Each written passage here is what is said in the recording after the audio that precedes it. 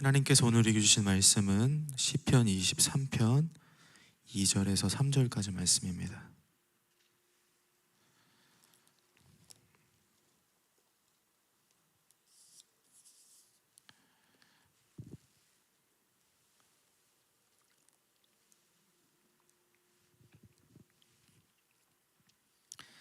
시편 23편 2절에서 3절까지 우리 한 목소리로 우리 함께 읽어보겠습니다. 시작. 그가 나를 푸른 풀밭에 누이시며 쉴만한 물가로 인도하시는도다. 내 영혼을 소생시키시고 자기 이름을 위하여 의의 길로 인도하시는도다. 아멘. 살다 보니까 그 옆에서 바른 소리를 해주는 사람이 필요한 것 같더라고요. 얼마 전에 이제 아내랑 식사하면서 TV를 보는데 거기 드라마에 나오는 남자 주인공이 제가 개인적인 생각입니다. 제가 보기에 저랑 헤어스타일이 좀 비슷했어요. 그래가지고 머리도 좀 제가 헤어 때문에 좀 고생을 좀 많이 했잖아요. 그런 아픔도 있고 해서 아내에게 저 남자 주인공하고 헤어스타일이 비슷하지 않아? 라고 물었더니 제 아내가 뭐라고 한 줄 아십니까? 얼굴이 다르잖아. 더 기분 나쁜 건 쳐다도 안 보고 얘기하더라고요. 밥 먹으면서. 괜찮습니다. 상처받지 않았습니다. 왜냐하면 맞는 말을 했기 때문이죠. 저에게는 아내 말고 언제나 진리를 말씀해 주는 분이 계십니다. 저의 목자가 되시는 여호와 하나님이십니다. 예수님께서 말씀하신 것처럼 양은 목자의 음성을 듣죠.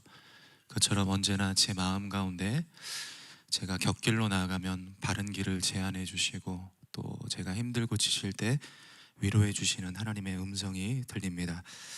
지난주 이제 2절 3절을 묵상하면서 그런 주신 마음을 가지고 오늘 함께 말씀을 나누려고 합니다. 시편 23편 1절에 보면 여호와는 나의 목자시니 내게 부족함이 없으리로다고 말씀하죠. 그러면 그 하나님께서 그 목자가 뭘 하느냐, 부족함이 없도록, 그것이 2절 3절에 나와 있습니다. 2절 3절을 보면 목자의 역할에 대해서 우리에게 가르쳐 주고 있는데 주어가 다 목자입니다. 그가 나를 푸른 풀밭에 누이시며 이렇게 돼 있죠. 내가 나뒹군다 이런 의미가 아니고요, 목자가 나를 눕게 하는 겁니다. 그리고 나를 쉴 만한 물가로 인도하시는도다. 3절에도 보면 내 영혼을 목자가 다시 일으켜 주시고 자기 이름을 위하여 그가 나를 의의 길로 인도하시도다, 이렇게 되어 있습니다. 그러니까 2절 3절을 보면 하나님께서 우리를 위해 뭘 하시는지를 우리에게 그려주고 있죠. 제가 이렇게 말씀을 묵상하면서 발견한 것은 2절과 3절의 그 관계입니다. 반복되는 단어가 있는데 한국말 성경에 보면 인도하다가 2절에도 나오고 3절에도 보면 의의 길로 인도하다 이렇게 나오죠. 하나님께서 나를 어떻게 어떤 자리로 뭘 인도하시는가 라는 궁금증이 들었는데 그래서 이제 그 자료를 찾고 원어를 찾아보니까 히브리어로 다른 단어입니다. 그러니까 좀 뉘앙스가 다릅니다. 2절에 나와 있는 인도하다는 히브리어로 나할입니다. 이것은 평온으로 이끌다라는 뜻이에요. 그래서 2절의 전체적인 내용을 보면 쉼에 관련돼 있죠. 휴식, 이런 안식, 어떤 평안함, 잔잔함, 이런 이미지가 이제 2절에 그려져 있죠. 3절에 나와 있는 인도하다라는 이 히브리어는 나하입니다. 다른 단어예요. 이 단어는 무슨 뜻이냐면 방향을 제시하다, 어떤 옳은 방향, 옳은 길로 이끌다, 이런 뜻을 가지고 있어서 의의 길로 인도하시도다라는 의미는 하나님이 우리를 순종의 길로, 순종의 삶으로 이끌어내신다, 이런 의미를 갖고 있죠. 제가 이 말씀을 이렇게 묵상을 하면서 순서가 눈에 들어왔습니다. 하나님이 먼저 우리를 어디로 이끄십니까? 2절 쉼이죠. 그리고 나서 하나님이 3절 우리를 어디를 이끄십니까? 순종으로 이끄십니다. 저는 하나님이 안식하고 평안하고 휴식하는 자리로 이끄신다는 개념을 잘 몰랐어요. 그러니까 저는 늘 하나님 하면, 신앙생활 하면 3절 뭔가를 열심히 해야 되고 뭔가 수고해야 되고 봉사를 해야만 굉장히 신앙이 좋은 거고 그것이 바른 믿음의 자세다라고 여겼는데 그렇지가 않습니다. 하나님은요, 우리를 먼저 쉬게 하십니다. 그리고 나서 순종하게 하시죠. 그러니까 쉼과 순종의 균형이 필요하다는 거예요. 그래서 이 말씀을 통해서 하나님께서 제 마음 가운데 쉬어라, 이런 음성을 들려주셨어요. 그래서 제가 속으로 하나님, 그럼 사역을 쉬라는 말씀입니까? 라고 물어봤더니 하나님께서 침묵으로 거절하셨습니다. 그거 아니다, 이렇게 얘기를 하셔서 다시 열심히 해야 되겠구나, 그런 생각이 들었는데, 성경적 안식이라는 게 어떤 하던 일을 포기한다 뭐 이런 개념은 아니죠. 열심히 해도요, 마음이 평안할 수 있다는 거예요. 그게 쉼의 개념이죠. 순종을 해도요, 내가 열심히 내달려도 이 안에 안식이 있다는 것입니다. 이것을 그 십계명에 보면 잘 드러내주고 있죠. 십계명이 출애굽기 20장에 보면은 기록되어 있는데 10가지 계명 중에 이 하나님께서 가장 세심하게 그리고 여러 지면을 할애해서 우리에게 이렇게 해라라고 명령하시는, 강조하시는 계명이 몇 계명인 것 같으십니까? 제 4계명에 보면은 나머지 계명은 거의 한 절로 이루어져 있는데 4계명만 4절을 할당을 해서 상세하게 설명을 해주고 계십니다. 제 4계명이 무엇이죠? 출애굽기 20장 8절, 안식일을 기억하며 거룩하게 지키라. 그리고 9절, 10절, 11절까지 설명하십니다. 즉 하나님께서 우리에게 자꾸 요구하시는 게 뭐냐면 편안해야 된다, 마음의 안식이 있어야 된다, 휴식이 필요하다, 쉼이 있어야 된다, 이렇게 지금 얘기를 하시는 거죠. 십계명에서 안식이라는 이 용어는 멈추다라는 뜻으로 뭐 복잡한 생각들, 상심한 감정들, 어떤 내일에 대한 걱정과 계획까지 잠시 내려놓고 하나님 안에서 휴식을 갖는 거예요. 그리고 다시 힘을 얻어 또 순종을 하는 것이죠. 이게 저는 신앙의 원리라고 생각합니다. 우리가 마치 이렇게 산을 오르다 보면 막 내달릴 수 없잖아요. 막 올라가다가 숨 고르기가 필요하죠. 잠깐 숨을 내쉬고 또 다시 숨을 들이마시고 그리고 또 오르는 것입니다. 이처럼 우리의 인생도 숨 고르기가 필요하다는 거죠. 막 뛰다가도 하나님 바라보고 하나님 주신 안식 안에 거하고 평안 안에서 그분이 주신 마음으로 또 다시 뛰고, 그것이 우리의 인생에 필요하다는 것입니다. 하나님은 오늘 저와 여러분에게 목자의 음성을 들려주십니다. 먼저 푸른 풀밭에 누워 쉬어라, 주님의 음성 듣기를 소망합니다. 그러면 하나님께서 우리에게 쉼을 주시기 위해 무엇을 하시는가? 목자와 양의 관계를 통해서 목자가 우리를 푸른 풀밭에 눕게 하신다라고 되어 있죠. 우리를 쉴 만한 물가로 인도하신다라고 되어 있습니다. 목자가 하는 거예요. 이 말은 무엇이냐면 우리는 쉼을 잘 갖지 못한다는 의미고, 반대로 하나님은 끊임없이 우리에게 계속 평안을 주시길 원하신다라는 어떤 역설적인 의미가 이 안에 포함되어 있죠. 이런 관계를 우리에게 잘 가르쳐 주는 것이 그 필립 켈러가 쓴 양과 목자입니다. 여기 보면 이제 흥미로운 대목이 나오는데 2절에 그가 나를 푸른 풀밭에 누이시며 목자가 양을 풀밭에 눕게 한다라고 되어 있는데, 양은 목양에서 보면 양은 웬만해서는 안 눕는다 그래요. 그 필립 켈러가 이제 4가지 조건을 얘기를 하는데 이게 충족이 되어야 쉼이 있다, 이렇게 얘기를 합니다. 이 부분을 좀 함께 나누려고 하는데, 첫째는 두려움이 없어야 됩니다. 양이 겁이 많거든요.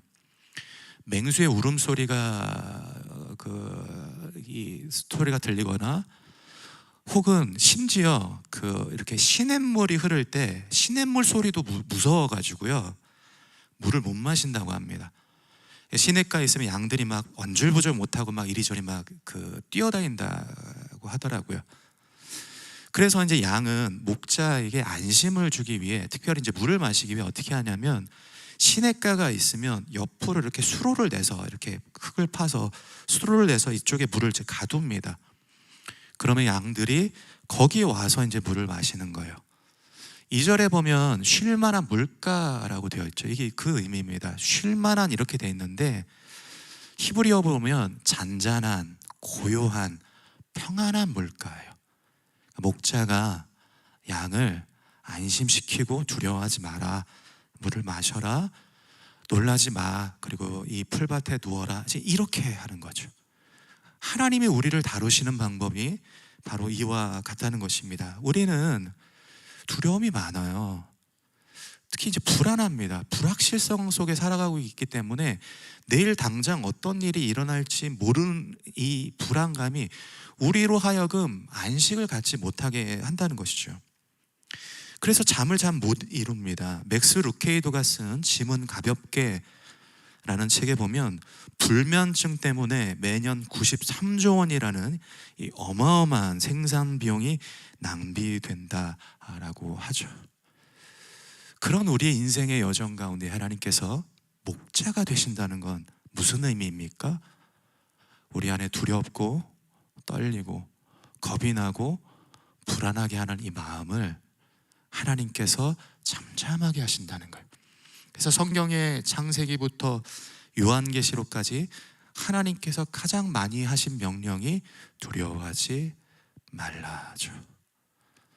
두려움이 엄습할 때에 우리 하나님의 음성 들려지는 저 여러분들이 되기를 축복합니다. 두 번째는 양은 갈등이 없어야 합니다. 양떼 사이에서 보통 이제 늙은 암양이 우두머리라고 합니다. 그래서 이렇게 양들이 있으면 가서 시비도 걸고, 어린 양이 저쪽에서 풀을 뜯고 있으면 머리로 이렇게 받쳐가지고 쫓아내고 자기가 풀을 뜯는다고 합니다. 그러면은 이 안에 이렇게 막 다툼이 있으면요, 양은요 막 안절부절 못하는 거예요. 휴식을 갖지 못합니다. 근데 흥미로운 건 뭐냐면, 목자가 거기 딱 나타나면 언제 그랬냐는 듯이 온순해진다는 거예요. 모든 관계가 해결이 되는 거죠. 사실 우리가 좀 고통스러워하는 가장 큰 요인이 아닐까 싶습니다. 관계죠. 틀어짐입니다.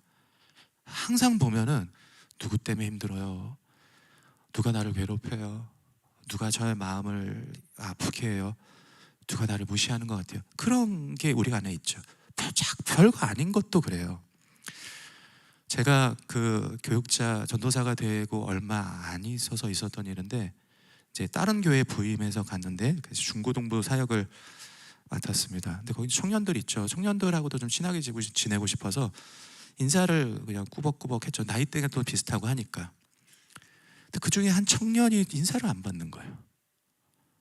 별거 아니죠. 그냥 못 봤을 수도 있고, 좀 정말 극내성적일 수도 있는 거잖아요. 근데 그거 하나 때문에 잠이 안 오더라고요. 목회자인데도. 그런 것처럼 우리가 뭔가 우리를 이렇게 좀 긴장하게 만들고 힘들게 만드는 여러 요인 중 하나는 관계의 문제인 것 같아요. 근데 하나님께서 우리에게 목자가, 여호와는 나의 목자시니라고 하신 말씀에 우리의 적용이 무엇입니까? 하나님께서 그 자리에 계시면 해결이 된다는 거예요. 물론 그 사람을 바꾸실 수도 있지만, 제 상황을 보니까 항상 보면 저를 바꾸시더라고요. 그런 것처럼 우리가 살아가다 보면은 다툼이 있고, 특별히 가족 안에 어떤 의견 불일치가 일어날 수도 있고요. 또 교회 안에서도 또 여러 가지 불화가 있을 수도 있습니다. 그래서 우리는 늘 기도해야 되는 건 뭐냐면, 목자이신 여호와 하나님, 이곳에 임하여 주시옵소서, 다스려 주시옵소서. 그럼 하나님께서, 목자가 우리 앞에 나아가셔서 그 모든 관계의 틀어짐을, 불화를 화목하게, 화평하게 바꾸어 내신다는 거죠. 세 번째는 질병이 없어야 합니다. 양은 기생충이나 해충이 피부에 붙어 상처를 내면요, 발을 막 이렇게 구르기도 하고 또 덤불 속으로 막 이렇게 뛰어들어 가지고 이렇게 피부에 붙은 찐득이나 이런 거를 막 이렇게 띄어내려고 한다고 합니다. 그래서 목자는 양이 건강하도록 해충을 쫓아내거나 상처가 난 자리에 약을 발라 치료를 해줘야 하죠. 누구나 아프죠.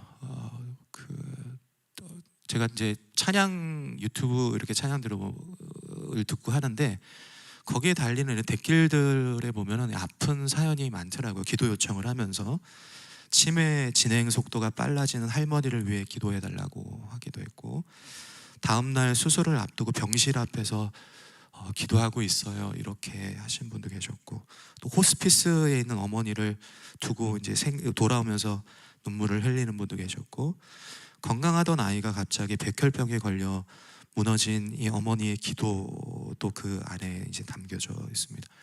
보면은 아프죠. 우리가 더욱이 사랑하는 가족이 질병으로 고통받는 것을 보는 것도 괴롭잖아요. 너무 힘들잖아요. 그래서 우리에게는 목자가 필요한 거예요. 여호와는 나의 목자시니 그분이 나의 목자가 되시면요, 내 안에 있는 마음들, 우리 가족이 괴로워하고 여러 가지 육신의 질병으로 힘들어하는 그 상황을 목자가 어루만져 주시고 다독여 주시고 그 치유하시는 역사를 그 목자를 통해서 우리에게 일으켜 주신다는 것이죠.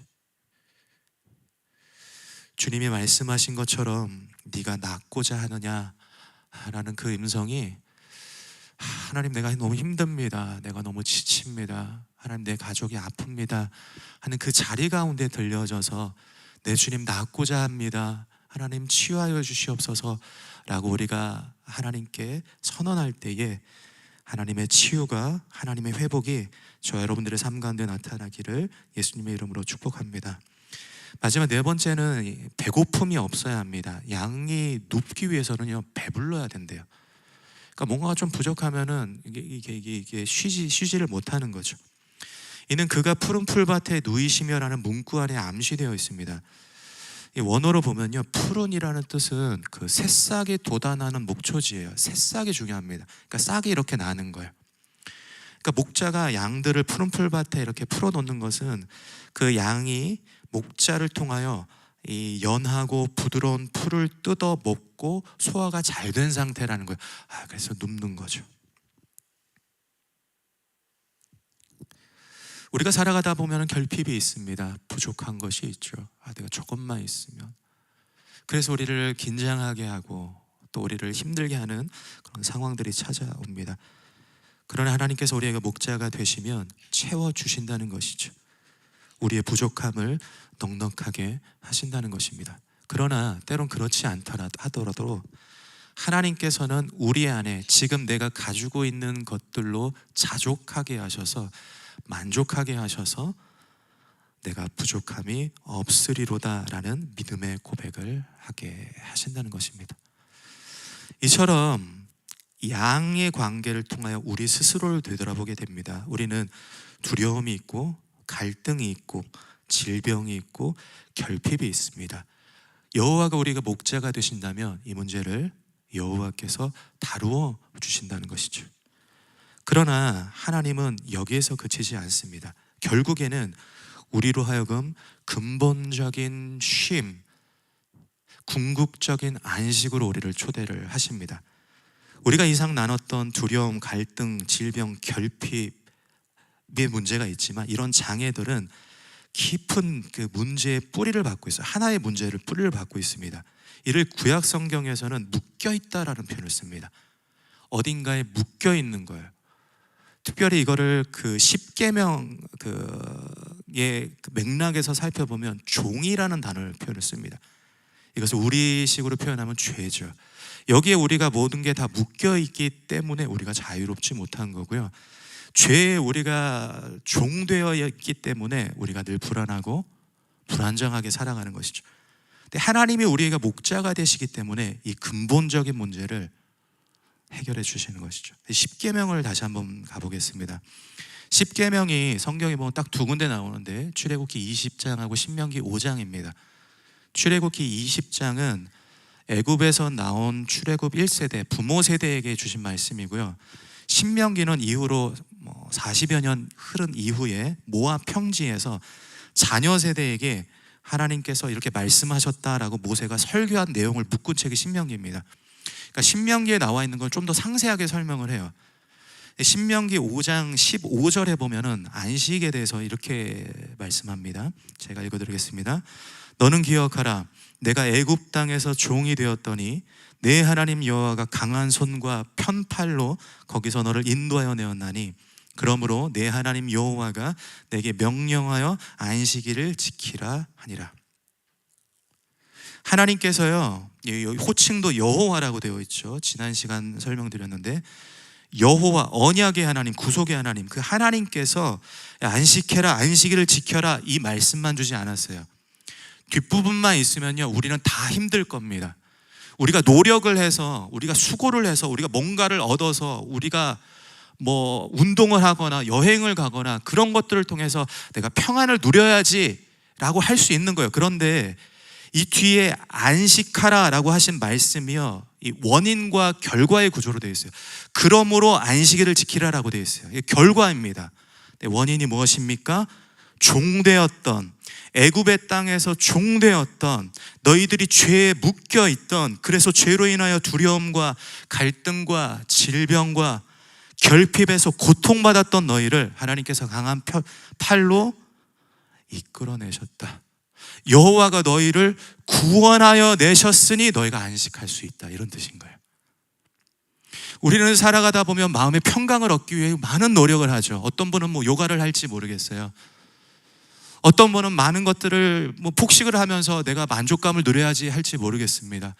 그러나 안 된다는 것입니다. 근본적으로 우리는 죄인이기 때문에 하나님께서 우리를 죄의 속박으로부터 구원하여 내셔야 참된 안식으로 들어갈 수 있다 라고 말씀하는 것이죠. 이를 오늘 본문 2절이 암시하고 있습니다. 우리말 성경에는 잘 드러나지 않는데 히브리어로 보면요, 푸른 풀밭 앞에 전치사가 하나 들어갑니다.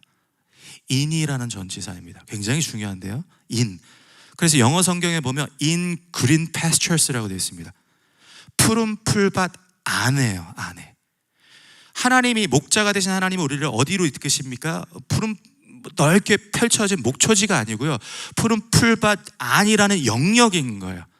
하나님의 임재하시는 자리죠. 하나님의 구원 안에 들어가야 너희가 평강을 누릴 수 있고 안식할 수 있다 라고 말씀하는 것이죠. 우리가 어떻게 들어갈 수 있습니까? 우리가 어떻게 안식할 수 있습니까? 예수님께서 이렇게 말씀하셨죠. 내가 문이니 누구든지 나로 말미암아 들어가면 구원을 받고 또는 들어가며 나오며 꼴을 얻으리라, 풀을 뜯으리라 라고 말씀하시는 거예요. 예수님께서 문이시기 때문에 그분을 통해 푸른 풀밭으로 들어가는 거예요. In green pastures, 푸른 풀밭 안으로 들어가는 거예요. 우리가 어떻게 안식할 수 있습니까? 그리스도를 통해서 할 수 있는 거예요. 애굽 땅의 저주, 이 애굽 땅 저주에 묶여 있던 이스라엘을 여호와께서 강한 손으로 구원하여 안식으로 드리듯이 죄에 묶여 불안한 인생을 사는 우리를 여호와께서 그리스도로 말미암아, 예수 그리스도 십자가로 말미암아 푸른 풀밭 안으로 들이신 거죠. 우리는 구원자 예수 그리스도로 말미암아, 아니 더 궁극적으로 예수 안에서 참되게 휴식할 수 있습니다. 예수님 말씀하시죠. 수고하고 무거운 짐진 자들아 다 내게로 오라. 내가 너희를 쉬게 하리라. 예수 그리스도가 참된 안식입니다. 거칠은 인생의 여정에 예수 그리스도만이 우리의 숨고르기라는 것이죠. 따라서 하나님이 우리를 쉼으로 인도하신다는 것은 결국 무엇이냐면 그리스도의 구원에 대한 감격이 되살아나는 거예요. 십자가가 내 안에서 나의 심장을 뛰게 하는 거예요. 예수 그리스도의 이름만 불러도 눈물이 왈칵 쏟아지고요. 그리스도 안에서 흘리신 그 보혈의 피가 나를 살게 한다는 확신이 내 안에 드는 거죠. 그 안에서 우리는 참된 안식을 누릴 수 있다는 것입니다. 일전에 그 새벽 예배 시간에 제가 짧게 언급했던 에피소드가 있는데, 그때 이제 제가 다 얘기를 못했는데 그 이제 전체 스토리를 들려드리면 좋을 것 같습니다. 그 10년 전쯤 일이었는데 막 정신없이 이제 목사 안수를 받고 이제 정신없이 계속 이제 막 사역을 하다가 번아웃이 왔어요. 실증나다라는 말이 맞을 것 같아요. 그냥 싫더라고요. 사역이고 뭐고 설교, 찬양인도, 애들 가르치는 거 다 싫더라고요. 그냥 와, 이거 안 되겠다 싶어서 이게 이제 휴가를 가야 되나 이제 고민을 했습니다. 근데 제가 그때까지 무슨 생각을 했냐면, 목회자가 주일 예배를 빠지고 휴가를 가는 건 그 목회자의 나약한 변명이다, 뭐 이런 생각이 완고했죠, 속이. 그런 생각이 제 안에 있어서 고민을 좀 많이 했습니다. 그래도 좀 이게 너무 버티기가 어려운 거예요. 그래서 가야지 하는데 또 걸림돌이 있는 겁니다. 그때 이제 9월 마지막 주인가 그랬는데, 이제 수련회, 중고등부 수련회 끝나고 애들이 막 은혜 받았는데 그 중에서 이제 새 학생이 교회를 안 나오는 거예요. 한 달가량을 계속 눈에 밟히는 거예요. 지금 시기적으로 너무 이렇게 쉬거나 이러면 안 될 것 같은데, 그런 마음하고 버티지 못하겠다라는 그런 제 안에 힘듦하고 계속 이렇게 싸우다가 안 되겠다 싶어서 담임 목사님에게 말씀드리고 선생님들에게 한 주 좀 부탁드리겠습니다 하고 이제 쉬었습니다. 예배를 안 드린 건 아니고 오해하실라, 다른 교회 가서 이제 예배를 드리게 되었어요. 그때 이제 토론토에 이제 피플스 처치라고 그 오스왈드 챔버스 구령의 열정이라는 책을 쓰신 분, 거기 이제 그 개척을, 제가 알기로는 개척을 하신 걸로 알고 있는데, 그 교회가 있어서 이제 가서 예배를 드렸습니다. 이제 의자에 앉아 있는 게 되게 어색하더라고요. 그냥 뭐 계속 이제 강단에만 있다가 그러다가 이제 찬양이 이렇게 쭉 흘러 나왔습니다. 갑자기 눈물이 이렇게 왈칵 쏟아지는 거예요. 모르는 찬양이었거든요. 근데 제가 그 가사를 읽어드리겠습니다. 주님은 믿음 없는 나를 이끌어 너는 내 것이다 라고 말씀하시네. 주님은 냉소적이고 교만한 나를 부르시네. 그리고 이어서 이 가사였습니다. Come to me now. 지금 내게로 와라.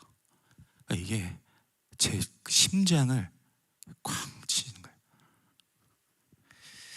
주님을 위해서 사역한다고 애쓴다고 하면서 예수님 제껴두고 혼자 막 아둥바둥하고 있었던 제 자신을 예수님께서 부르셨습니다.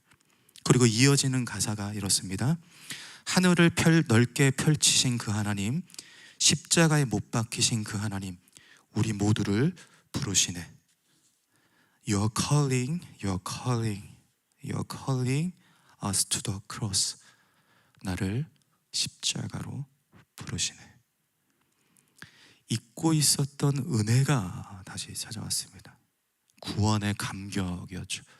십자가로 마음이 너무 뜨거워졌어요. 그 순간 다 까먹었습니다. 내가 뭐 때문에 힘들었는지, 내가 왜 이렇게 고민하고 있었는지, 내가 무겁게 짊어지고 있던 짐이 무엇인지, 나를 두렵게 했던 문제는 어떤 것인지 하나도 생각이 안 나는 거예요. 예수님만 보였습니다. 우리가 생각해 보면 지치는 이유가 무엇입니까? 무엇 때문에 두려움과 불안을 느낍니까? 그래서 더 건강하고 더 풍족하게 채워지면 만족이 될까요? 더 편안해지십니까? 그렇지가 않죠. 예수밖에 없는 겁니다. 하나님이 우리에게 목자가 되신다는 것은 무엇이냐면, 우리를 예수 그리스도께로 인도하여 참된 안식이 무엇인지를 경험하게 하는 것이죠. 그렇게 찬양을 부르고 이제 메시지를 이제 목사님이 선포를 하셨습니다. 본문이 정확하게 기억이 나는데 요한복음 6장 오병이어 기적 사건이었어요. 그때 이제 그 교회 목사님이 영국 목사님이셔가지고 발음이 영국식 발음을 해가지고 제가 못 알아들은 건 아니고 영어를 못해서 못 알아들었는데 막 이제 뭐라고 하셨어요. 근데 한 단어가 제 뇌리 속에 정확하게 기억이 납니다. 근데 목사님이 막 말씀하시다가 뭐라고 하셨냐면 sit 하셨어요. 앉아라. 그래야 주님이 일하실 수 있다. 그 말씀이 제 마음 가운데 들어왔습니다. 그 말씀을 통해서 하나님께서 저를 다루신 거죠. 쉼 없이, 하나님이 주시는 안식 없이 뭔가를 막 이렇게 내가 붙잡고 살아가는 그런 모습을 예수님께서 내려놓으라고 하신 말씀이었습니다. 그리고 나서 이제 한 주를 쉬고 섬기는 교회에 돌아갔습니다. 신기한 일이 일어났습니다. 제가 없는 사이에 그 교회를 안 나왔던 3명의 학생이 다 나온 거예요. 살짝 기분이 나쁘더라고요. 타이밍이 어떻게? 근데 이제 중고등부 부장 집사님께서 간증을 하시더라고요. 이제 교사 모임을 하는데 이제 포스트 이렇게 우편 배달 일을 하시는데 애들을 만난 적이 없대요. 포스트 일을 하면 시간대가 안 맞으니까. 근데 이제 없던 그 주에 결석했던 학생을 몇 명을 만났다는 거예요. 그래서 만나고, 야, 너 어떻게 지냈어? 너 요즘 못 봤다. 요즘 주일날 좀 봤으면 좋겠다. 그 얘기를 하셨다는 거예요. 그리고 나서 주일날 이제 학생들이 교회로 온 거죠. 놀라운 일이 일어난 것이죠. 제가 이 상황들을 이렇게 보면서 무엇을 느끼게 되냐면, 주님은요, 우리를 쉼으로 먼저 인도하신다는 것입니다. 우리에게 먼저 평안하게 하시고 안식하게 하십니다. 그리고 나서 또 다시 힘을 얻어 주를 위해 뛰게 하신다는 것이죠. 사랑하는 성도님들, 하나님은 우리로 먼저 그리스도 안에서 평강을 누리게 하십니다. 우리가 찾아야 되는 것은요, 예수님밖에 없는 거예요. 우리는요, 예수님 안에서만 만족할 수 있습니다. 우리는요, 예수님 안에서만 채워질 수 있고요, 우리는 예수님 안에서만 담대할 수 있죠. 그리스도의 십자가를 구하십시오. 그리스도 십자가 배워들으십시오. 예수님을 찾으십시오. 그곳에서 하나님께서 평강하게 하시는 그런 축복 여러분 가운데 있을 줄 믿습니다. 그러면요, 그때 하나님이 움직이시는 겁니다. 하나님이 행하시고요, 내가 어찌 해봐도 할 수 없는 내 앞에 놓여져 있는 장애들을 하나님께서 하나씩 둘씩 치워 나아가신다는 것입니다. 그렇습니다. 우리는 여호와는 나의 목자이십니다 라고 고백하는 것이죠. 목자이신 하나님께서 우리를 쉼으로 그리고 순종으로 인도해 나가실 것을 믿습니다. 말씀을 마무리하며 그리스도 안에 평강을 누리는 실천적인 적용 4가지를 간략하게 살펴보고 말씀을 마치겠습니다. 오늘 전체적인 말씀을 보면, 첫째, 목자는 듣습니다. 그러므로 우리는 목자에게 말해야 되는 거예요. 제가 이렇게 힘든 분들 얘기를 나눠보고 하면은 제일 어려운 부분이 뭐냐면, 말할 사람이 없을 때 제일 힘들더라고요. 또 아픈 내용들을 토로를 했을 때 이게 소문나지 않을까에 대한 두려움이 있더라고요. 그러나 목자이신 하나님은요, 다 들어주십니다. 오늘 2절에 목자의 우선되는 역할은 양으로 하여금 마음 편하게 해주는 것입니다. 즉, 하나님은 우리의 말 못한 사정을 다 알고 계시며 들어주시고 공감하신다는 것이죠. 시편 145편 18절 19절입니다. 여호와께서는 자기에게 간구하는 모든 자, 곧 진실하게 간구하는 모든 자에게 가까이 하시는도다. 그는 자기를 경외하는 자들의 소원을 이루시며 또 그들의 부르짖음을 들으사 구원하시리로다. 목자, 하나님은 듣습니다. 그러므로 하나님께 말하십시오. 두 번째, 목자는 말씀하십니다. 그러므로 이제 우리가 들어야 합니다. 양이 푸른 풀밭 안으로 들어가 누울 수 있는 것은 양이 목자의 음성을 들었기 때문이에요.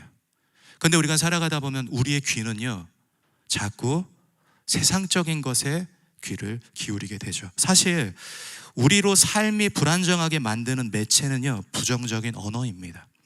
민수기 11장에 보면은 이스라엘 안에 이방인들 몇 사람이 불평을 하니까요, 그 불평하는 소리가 이스라엘 전체로 번졌습니다. 그래서 어떻게 하죠? 뭐 곡하는 소리가 나오는 거예요. 울고 불고 죽겠다 사내 만에 그런 소리들이 나오는 겁니다. 근데 무슨 문제 때문에 그랬습니까? 고기 못 먹어서 그런 거예요. 그날 만나, 하나님의 은혜의 만나가 내렸음에도 불구하고 만족하지 못하고 고기 못 먹는다라는 불평의 소리가 귀에 들리니까 그게 원망의 소리로 터져 나오게 된 것이죠. 여러분은 누구의 말에 귀를 기울이십니까? 목자의 음성을 들으십시오. 세 번째, 목자는 책임집니다. 그러므로 목자에게 맡기십시오.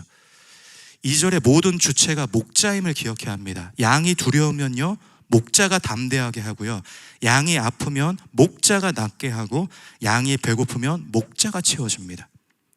내가 어떻게 해보려고 붙들고 있으면 있을수록 우리의 인생은 요동칠 것입니다.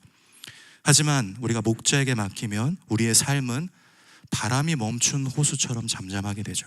시편 55편 22절입니다. 내 짐을 여호와께 맡기라.